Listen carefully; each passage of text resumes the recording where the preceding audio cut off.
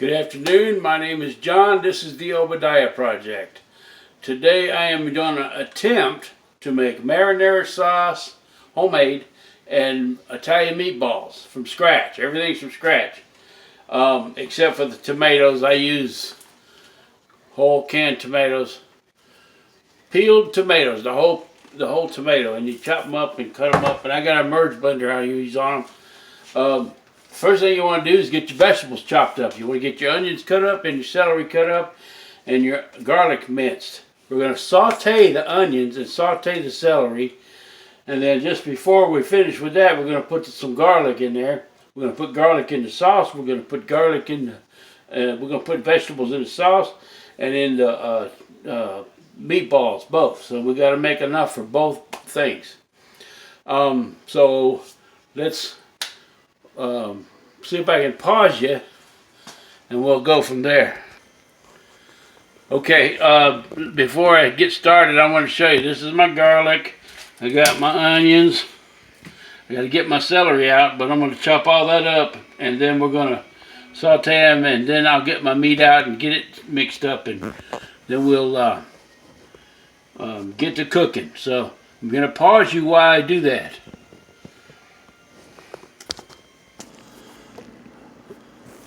Okay, I got my onion sauteed. I'm chopping up some garlic here. What you do is you chop it up, get it all chopped up with your knife, like this. And then you take your knife and you hold it flat, and bring it to you, like that. And you will mince this garlic. It won't take long. Like that, till it becomes mushy. Mushy is a good word. Mushy. Like that. You want to scrape that into your bowl.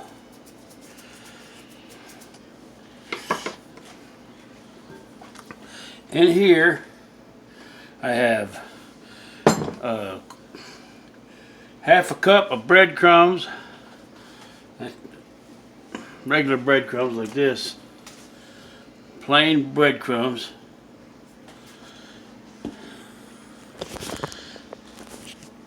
Got a half a cup of Parmesan cheese, half a cup, and I got half a teaspoon of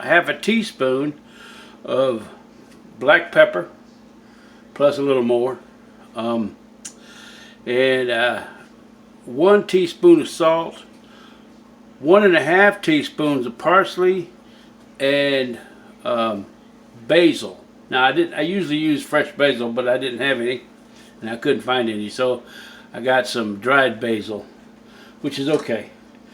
And to this, what else I got in here? And 1 teaspoon of garlic powder.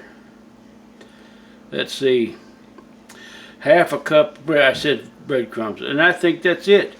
You pour your meat in, you get it all mixed up, and you cover it with a plastic wrap, and you put it in the refrigerator for an hour to 2 hours before you cook them. Let all the flavors marry and get to know each other. I got some Italian seasoning, and I'm going to put a little bit in there, not much, just 1/4 teaspoon or something like that. Well, I say 1/4 teaspoon. Here we go, I got that. Just a little bit, because it's got everything you need in there. That's Italian seasoning. It has several different things in there, and I got a little bit of oregano. I'm going to put a little oregano in there. My dad don't like oregano, but he never knows I do this. And he always says how great my meatballs are, so it's best to keep things a secret. Okay, that's in there. Now, I'm going to pour my meat in, and I'm going to put it in the refrigerator let it rest for 2 hours, and meanwhile, while I do that, while I do that, I'm gonna make my sauce, okay? And I will pause you and come back to you. When you mix up your meat, mix it up gently. You don't want to shake it and make it real dense. You want to mix it up gently. Make sure you have air in your meat, and just mix it up slowly. Okay? I'll be right back. I forgot to mention about the meat, the meatballs. I'm going to use 1 pound of ground beef and a ½ pound of ground pork, and I'm going to mix it thoroughly in the bowl, and then we're going to let it rest in the refrigerator like I said before. So I'll be right back. Okay, it is getting tougher, but I enjoy doing it, so I have to smile and keep going. I forgot to mention, when you mince your garlic, put a little salt on it. It gives it an abrasive and it helps it mince it faster. Watch how fast I got it chopped up and got some salt on it. Watch.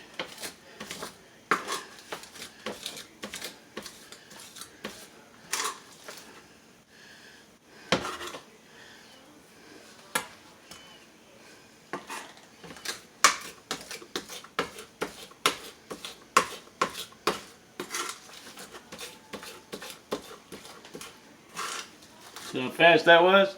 That's quick. Now it's ready to go in the sauce. I'll be right back. You see, I got my onions and my celery in here sauteing. This is going to be my sauce pot. I'm not making a whole bunch. I'm just making enough for a couple of days. So we're going to have to let that cook down a little bit. First thing you need to do is add some salt and pepper. To season it, you always get to season every layer. It makes it taste better in the end. Salt and pepper, that's all I'm putting in here. In the onions. I'm going to put a little more seasoning in the sauce itself when I get ready to do it. Okay. I guess you don't need to watch me open cans and mix it up and pour it in there, so I'll pause it right there and come back to you. Okay, in this sauce I'm going to use tomatoes out of a can. These are the good kind.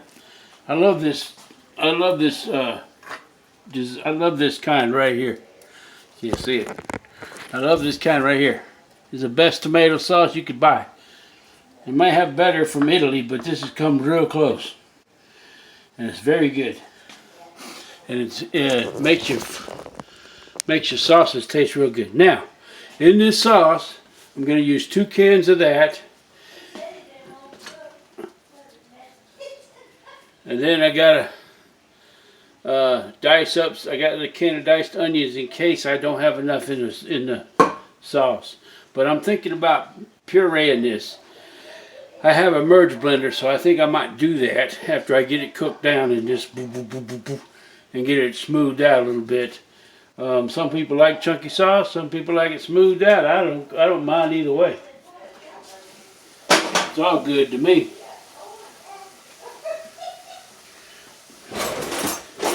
Oh, getting too old for this, but keep going, keep going. Stir this up a little bit. This is a pain. Sometimes I wish I had 2 or 3 cameras.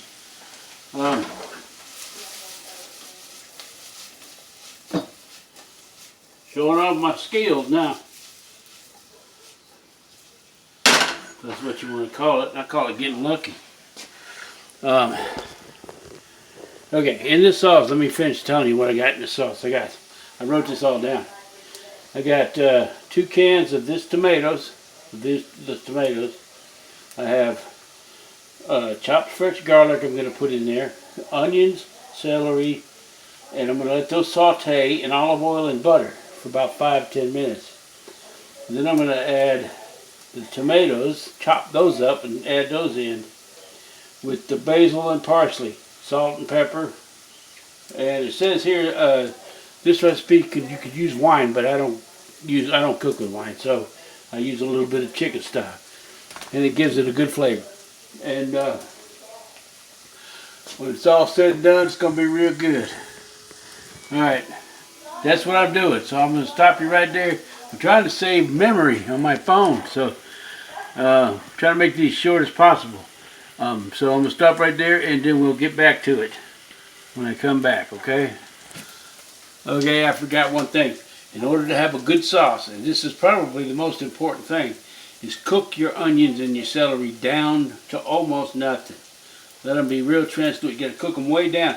It gives better flavor to the sauce, and it gives it more of a sweetness.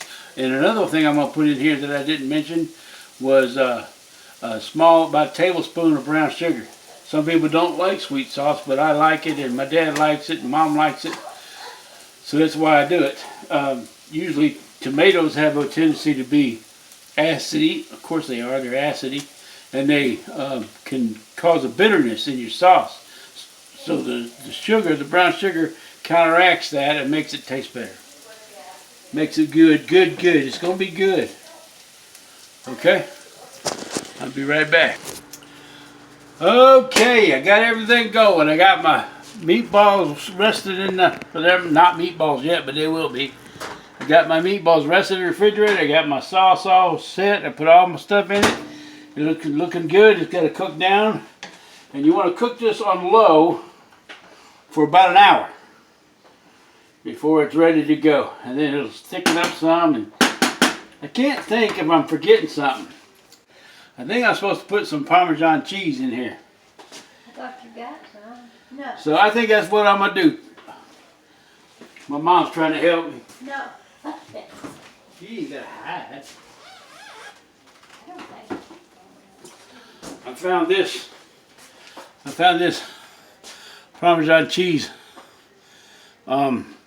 It's real cheese. It's not in the, I got some of the stuff in the green can too, but I think I need to put a little bit of this in there. I think I did that last time. It's really good. Just maybe 2 heaping spoonfuls, and we'll leave it at that. We'll see how it goes. It may turn out terrible. Who knows? You never know. You don't know until you try it.